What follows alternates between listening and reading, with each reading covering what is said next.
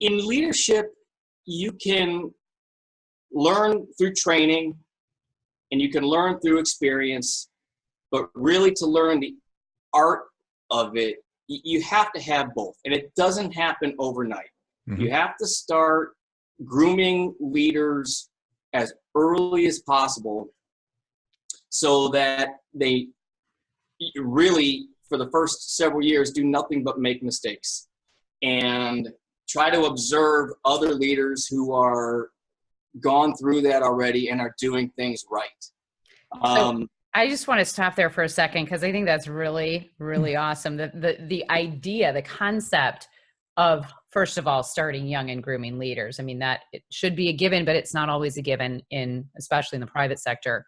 But you're grooming them to get them to fail, to make mistakes over and over, because that's how someone grows. That's how someone learns. Pretty cool. And if you're, I think that the norm should be is that the senior leaders, the mentors, have to underwrite those mistakes. They have to have factored those mistakes into their bottom line going into it. Mm-hmm. Unfortunately, that's not always the case, right? I mean, you have, branch chiefs or squad leaders or platoon leaders, whatever you want to talk about, in the military or in the corporate environment, who have their legs cut out when they make a mistake, and then they're just never given an opportunity after that.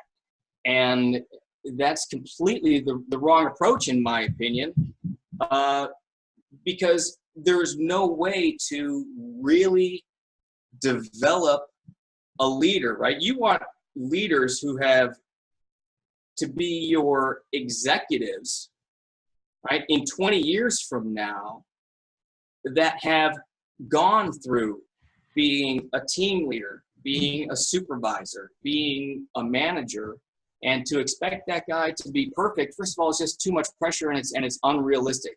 And I think expecting perfection and not underwriting mistakes and failure can lead also to some ethical problems, because those leaders then will begin doing things that they wouldn't normally do if they weren't under so much pressure, right? They could start cutting corners. They could start being disingenuous, things that challenge their own ethics and their own morals. And I personally think I had a lot of great leaders growing up in the Army. I think most of them in the military are. I mean, there is some toxic leadership that's for certain that's out there. But in general, I think the military is one of the, if not the best leadership development factories really anywhere. So